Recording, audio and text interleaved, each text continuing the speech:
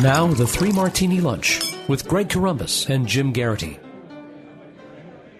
And welcome, everyone, to the Monday edition of the Three Martini Lunch. Along with Jim Garrity of National Review, I'm Greg Corombos of Radio America. We have good, bad, and crazy martinis for conservatives today.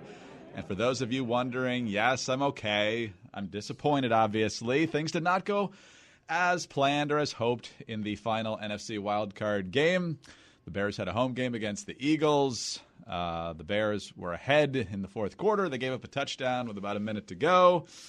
The Bears got the ball back, went down, and got a double doink on their game-winning field goal attempt. Hit the upright, hit the crossbar, bounced forward instead of backwards. And so the Bears are not moving on. But I'm okay. It's disappointing, but life goes on. Bigger things than football. Greg, I'm glad you're okay. I was going to say, first of all, I believe that the term double doink should now enter our lexicon as any circumstance that just feels like a metaphorical kick in the crotch. And, there's part as I was watching that game, I was like, oh, wow, I know a bunch of Philly fans. I know you get rooting for the Bears. I'm like, oh, who am I going to give grief to on Monday morning? The way it went out, Greg, I'm not even going to trash talk.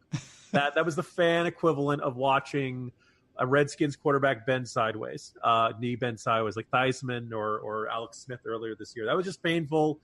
Tough to lose close. Tough to lose close on a last-second field goal that doesn't go through. The double doink just suggests that the gods of football are messing with you. So I can't even gloat. Yeah. Hey, at least you're in the playoffs. At least the future looks bright. Got to get a kicker. Exactly. I would say two things. Number one, Cody Parkey's a good kid. He's the kicker. He should not be employed by the Chicago Bears next year, however. Hopefully he can find some gainful employment somewhere. But I do hope Chicago doesn't turn him into Steve Bartman. There was a lot of reasons the Bears didn't win. The offense could have looked a whole lot sharper with some other opportunities in yesterday's game. Obviously, Parkey had the opportunity to win the game there at the end, and that should not be overlooked. But to say that's the only reason they lost, I think, would be putting it in an extreme way. And just like Bartman, please don't ruin his kid's life. Just an FYI. But the other news of the weekend, before we get to our three martinis, is that the Bears' loss was not the worst part of my weekend. The worst part of my weekend was that Mrs. Corombos has pink eye. She was quarantined for much of the weekend, so the rest of us didn't get it. I have two little girls, as most listeners know, if they're regular listeners. Now, the girls get along quite well most of the time. Well, it's starting to get to that part of the afternoon where people are getting a little bit cranky. It's not quite time for dinner yet, and these are very young girls. And so they decide to go play upstairs, and one takes $2. The other doesn't take any. And by the time we get upstairs, the one who didn't take any realizes that she didn't take any and that the other one has two. And so she decides she's very upset that her sister will not share with her. And so she says she has $2. I don't have any. That's not fair. And I'm thinking, oh, my gosh, I'm raising a socialist here. And so we go round and round. There's way more than $2 in the house, I promise you. More than 24 dolls, probably. And so I calmly tell her that there's many more dolls to be had and that she could just take the initiative to go get her own dolls. But that's not going to happen because it's simply not fair. And I'm thinking, okay, this is easy. First of all, you ask the other one kindly if she'd like to share, which I did. The answer is no. Okay. I'm not a believer in compelled charity because that's not charity anymore. If they want to, that's fine. And a lot of times they'll act that way. But she did not in this case. And so it ultimately came down to a question of whether it was unfair. So I figured this is easy. The one with the dolls wins. But then I realized the 2 dolls she has are clearly the dolls that belong to the other daughter. And so you potentially have a strong argument for private property rights here. But since the other daughter didn't make that argument, I decided my job was not to be John Roberts and make up a conclusion here that was not based on the arguments of the case. And so ultimately, government assistance came in. I went downstairs and got the dolls and brought them back up, and so everybody was happy. So, Jim, there's a lot of economic lessons of conservatism, socialism, liberalism, and everyday little moments in life. Greg, I am sure you're a great dad in many different ways, but the fact that your daughter did not respond with, Daddy, we need to seize the means of production, is a good sign that you're on the right track and things are going well. All right, let's get into our actual martinis now. So, Jim, the Democrats control the House. That is not good news. But what they're doing in their first week might ultimately, in the long term, be good news as we get ready for the 2020 cycle here. And that is because the Democrats are very aggressive in showing their hand. These new folks are not playing the long game. trying to slow things down and show the American people that they're responsible, they're mature, they're not crazy, and they can be trusted to run the White House and maybe even the Senate as well as the House come 2021. But instead, in the first week, we've gotten what we talked about last week with Congressman Sherman and his articles of impeachment. We've had Congresswoman Tlaib just sworn in rather vulgar fashion, saying that she came here to impeach President Trump. You've got Congressman Steve Cohen of Tennessee, always a real winner, wanting to abolish the Electoral College. You've got Alexandria Ocasio-Cortez wanting to return to 70% marginal tax rates for the highest earners. And the Democrats are getting ready to get their gun control legislation with universal background checks going. So, Jim, usually it's not just in the campaign that all this stuff is politely hidden away. They're throwing it right out there, and it looks like they're going to go forward with this radical agenda right out of the gate, which hopefully will be good for us. Yeah, I would say the Democrats' id is liberated. Usually you would say that, and it would be a reference for Ted Kennedy or Bill Clinton, or perhaps, the Anthony Wieners of the world. I think this is going to hurt them in one of two ways. One is that there's a big chunk of the country that is not on board with impeaching the you-know-what, to use the term the Congresswoman used, before the evidence is in. Or a lot of Americans wouldn't support impeachment in general. The idea of 70% tax hikes, that's going to frighten some people. All this stuff is stuff that sounds great to their base, probably sounds great on you go to a grassroots event or something like that, Daily Kos and on liberal blogs and in their circles. But once you actually, there are a whole bunch of people who are not going to find this appealing. We're going to find it radical. We're going to find it scary and say, oh my God, we elected these folks because we didn't like Trump, but now look at what we've got. But the flip side is that the more they talk about these sorts of proposals, the more you'll see two effects. One being that the expectations of the Democratic grassroots will be raised. That basically, okay, if you're talking about a 70% tax rate, let's make that happen. By golly, what's taking so long? Without the recognition that, look, when you as we learned after 2010, when you control the House of Representatives, you can block stuff pretty easily, but you cannot make your agenda come to the pass. You need to win the Senate, and our people would strongly argue that while the filibuster is around, you really need 60 votes in the Senate, and you need the White House. Control of the House is great for the Democrats launching investigations. They're going to be able to block a lot of Trump's agenda, but getting your own agenda enacted, getting your own changes made, it's much tougher, and I think this is going to raise the expectations of it. Secondly, if this is what people on Capitol Hill are talking about, my suspicion is that a whole bunch of Democratic presidential candidates are going to feel pressure to talk about the same things, and this will pull the Democratic presidential nominee further to the left. There's an enormously strong undertow pulling Democrats further away from the mainstream, which is kind of, you traditionally see this in the primary process, and you see it in both parties. But for the Democrats, it seems really strong right now. And the idea that the open touting of socialism and things like that. So all in all, this is the Democrats are enjoying this, but in the end, fast forward 6 months to a year, they're not going to have enacted any of these changes. And my suspicion is the patience of the grassroots will not be eternal. We'll see how it plays from here and how the different presidential candidates latch on to the message or don't, depending on who gets into this thing. But let's move on to our bad martini and a little bit more of an urgent issue, and that is the ongoing government shutdown. We're now in, I think, day 17. It started at midnight the morning of the 22nd, so that's 10 days in December, I guess, and now we're on our 7th day in January. So I think it's as long as the one in 2013 now, and I'm not sure what the record is, but it doesn't look like there's going to be any resolution to this anytime soon. It's a partial government shutdown. A decent chunk of the government is funded, but certainly not all of it. And right now, there are demands from the left for President Trump to give up on trying to fund the wall in this bill. On the right, why can't the Democrats at least compromise in some way on this? This is what the president said. These Democrats, a lot of them voted for fencing and so forth 10 years ago.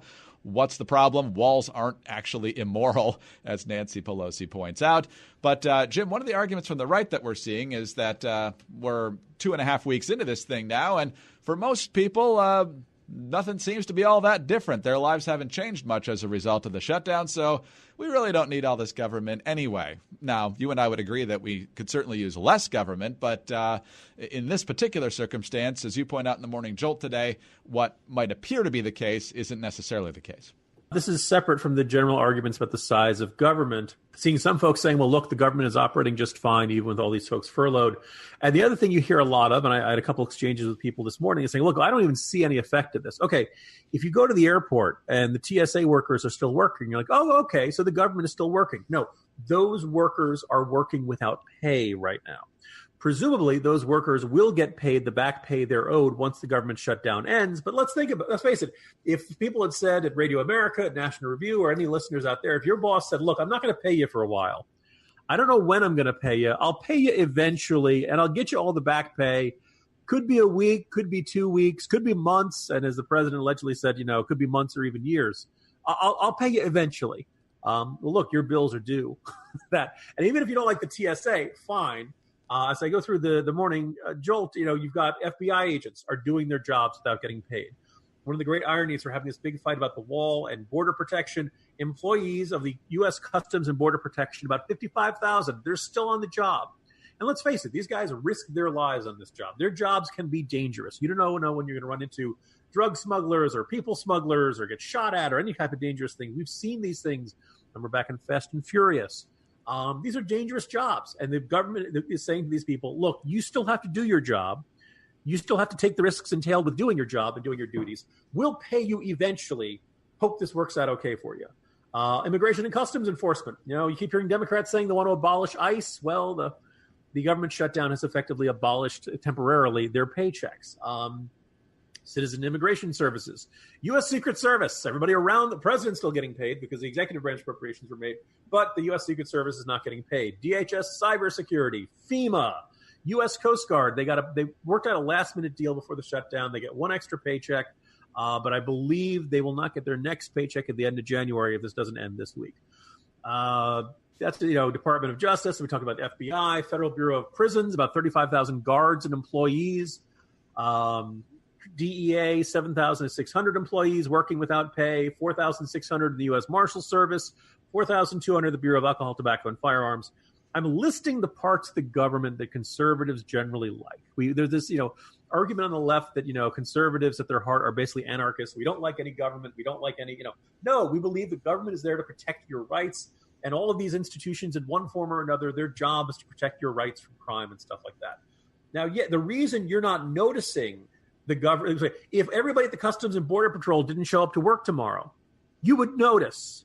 If every FBI agent didn't show up to work tomorrow, you would notice. If the president woke up tomorrow and everybody at the U.S. Secret Service called in sick, he would notice, right? So when you say, I haven't noticed any of these things, because people are working without pay. That's why you're not noticing it.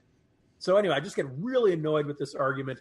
Longtime listeners will know I am not a fan of a government shutdown, which is not to say I think Trump is wrong in this. I'm just saying that this is a really lousy way to try to win your arguments. I think you can very much put the pressure on the Democrats to say, look, is all of this grief and aggravation going on across the country? Not just, I just mentioned all the law enforcement. Smithsonian's are closed. National parks are not quite closed, but they're on minimal staff, and you're having trash piling up. You've got volunteers coming in trying to clean up the trash, and it's not working. NASA is pretty much entirely shut down, other than making sure that everybody up in the International Space Station doesn't die, right? I mean, you still have people going into, security guards going into the buildings to make sure nobody breaks in, but otherwise you don't do that. And a good example of this, U.S. federal courts run out of money on Friday. They've been able to operate on court fees for a little while, but that stops operating there. We're going to start feeling the pain real soon from this. Now, to me, the Democrats, of course, this is worth $5 billion to end all this. Go right ahead, please do it. I don't understand why this would be such a grief and so much grief and aggravation is worth all this stuff. But kind of annoying to hear some people saying, "Look, the government's still operating. I haven't noticed anything. Everything seems to be fine." Well, the reason everything seems fine is because you've got hundreds of thousands of people working without pay right now, which strikes me as fundamentally unjust. And I think everybody left, right, and center should concur.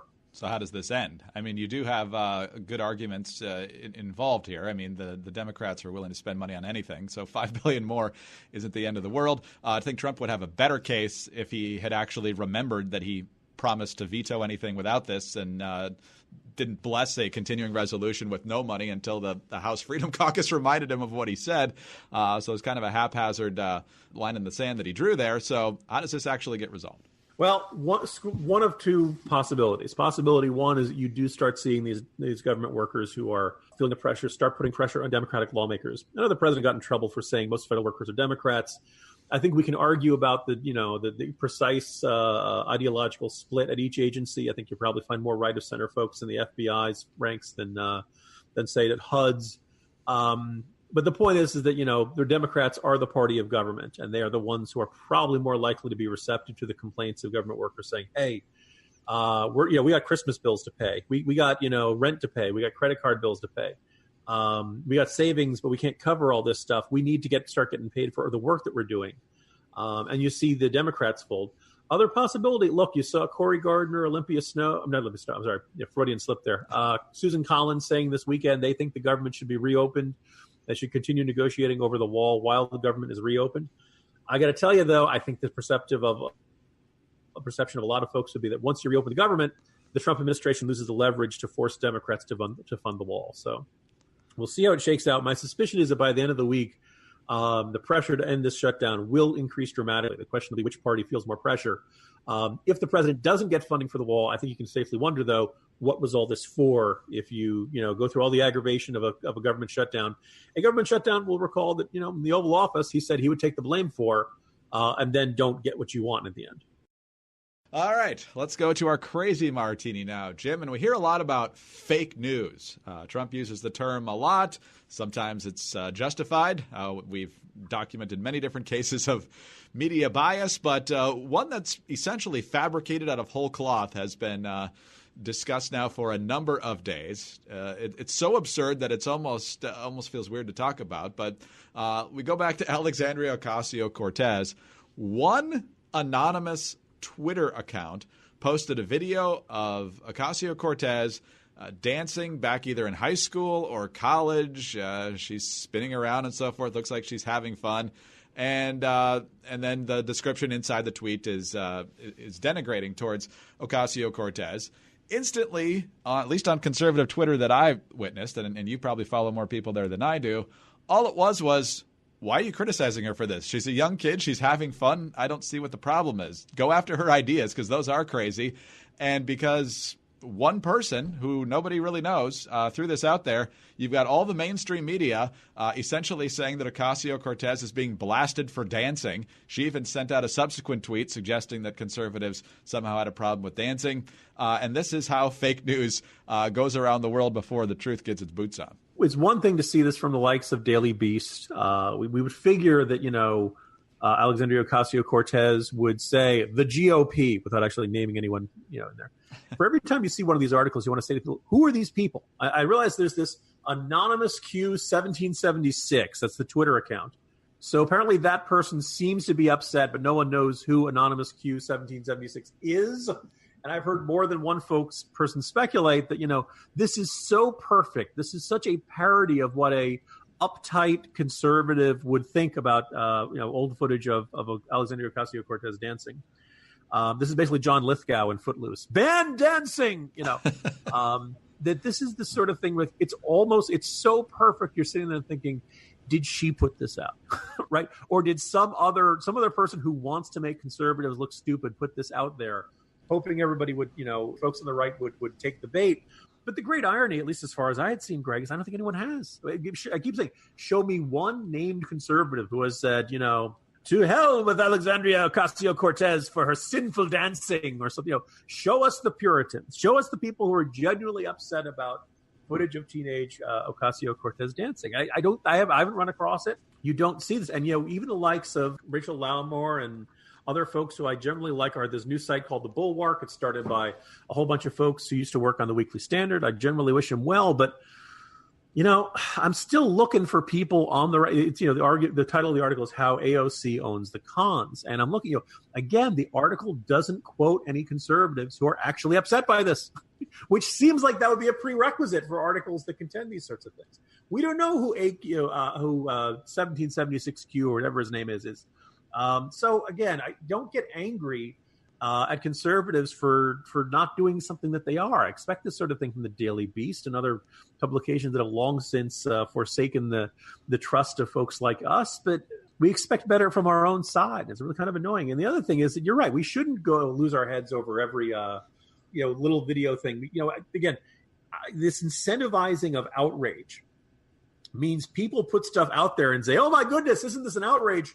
When please click and share on, let's get this post viral. Let's share it virally. Let's spread it on social media. And the content at the heart of it isn't actually all that outraging.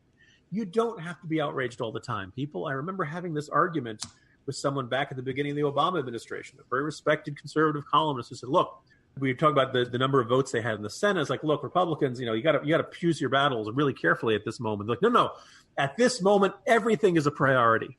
Greg, you and I know from life that if everything is a priority, then nothing is a priority. We have to prioritize we can't always have the outrage turned up to 11 every single time. But the great irony is in this case, the outrage wasn't turned up on 11 by the right. And the media covered it as if it was anyway. So deeply frustrating, deeply annoying. And I hope that coverage gets better. But my suspicion, Greg, is that it will not. But Jim, some are saying that's a problem. Well, consider how I opened up the Morning Jolt with some are saying. But it's not that hard to find certain prominent conservative columnists or talk show hosts saying that because the government's operating just fine during the shutdown. I'll let you go look for it. Didn't want to call somebody out. Didn't want to throw rocks at a beehive. Just going to observe. Here's the argument from someone. Here's why the argument is wrong. Yes, exactly. You don't have to always name the person when you're who you're pantsing on a regular basis. Oh, Jim, what a week we're off to already. See you tomorrow. See you tomorrow, Greg. Jim Garrity of National Review. I'm Greg Columbus of Radio America. Thanks for being with us today, and be sure to tune in again on Tuesday for the next 3 Martini Lunch.